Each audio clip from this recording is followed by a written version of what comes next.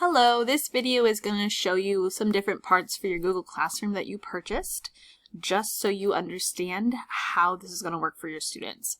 The first thing I'm going to tell you is that you do not go to present mode practically ever for this. I know for slides and like PowerPoint, you create it and then you go to present mode to show it to your students. But for this stuff, since it's interactive, you keep it in edit mode. Also, there are two views in edit mode. There's the film strip view and also the grid mode.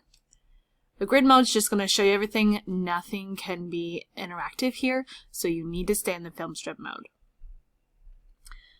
The first slide is always going to be your directions slide, so you can play the video. This is me manipulating the screen on YouTube. I've filmed it previously, so it kind of just goes through everything the kids need to do and it shows them an example of that.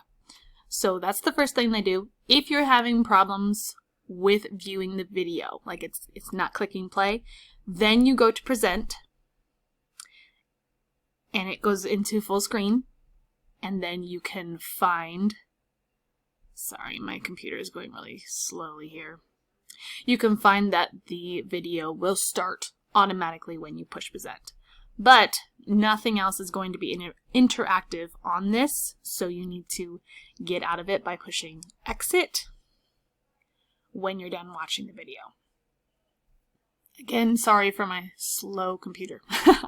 Okay, after that, this is when we get into the interactive part. You have a whole bunch of little pictures. This is your film strip view of all the slides over here on the left. You scroll up and down to get to different slides here. And then your main slide that you're working on is going to be this big picture in the middle. If you click and drag or do whatever I asked you to do in the direction video, everything here will be interactive.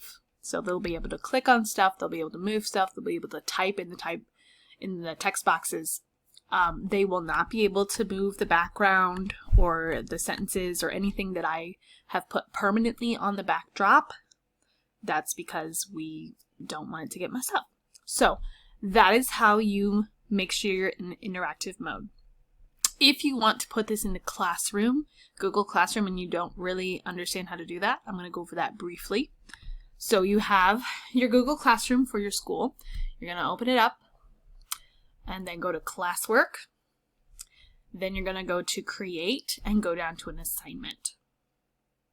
Now you need to make sure that whatever account your Google Classroom that you just purchased from me, that account needs to be linked to your classroom. If it's not, share the assignment that you bought to that account and then make sure you put it in your drive and then you'll be able to find it. So give it a title. We're just going to call this one Graphing 2. You can put any instructions you want to in there. Then you're going to push add and you're going to go from Google Drive. And again, it needs to be the Google Drive that is that you have the product in. So you can go to My Drive. You can search if you want to. You can go to My Drive. Mine is not linked, I don't think, right now. So I'm just going to go to a different one.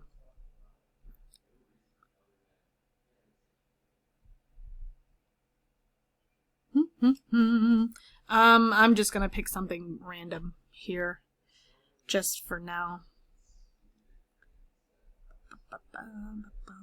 There's Graphing. Okay, so I double click and it is attached as an assignment.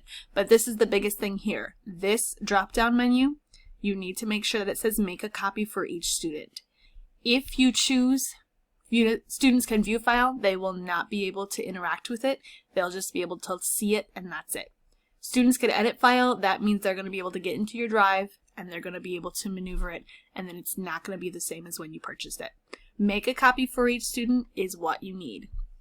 Basically, Google goes in, it does a copy for all of your students in your classroom, and then when they open up the assignment, it pushes it out to their Google Drive.